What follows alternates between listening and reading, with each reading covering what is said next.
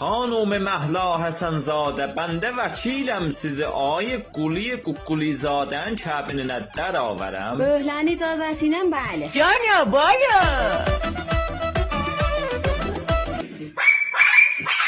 Vay yanam ya sen yaxşı bəlini dedi yoksa hiç koymayacak. Ba, ne oldu? Yuxuda ne mene gördü? Vay hevi yuxuymuş ha. Yuxuda gördüm hemşaya məhlan almışım. Həmsaya məhlə xam almışdın yuxuda, qoy mamama da deyim, mam. Vay dedin ha mama deyirsən demə ha. Həm oğlan. Mam, babam yuxuda həmsaya məhlə xam alıb. Məhlanı alıbsan?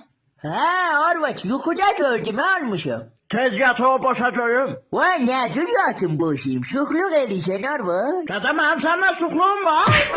Tez yat o boşa görüm. Vay qamma səhərəm yuxuda gördüm necə yatım boşayım. Dədə dedim yat onu boşa.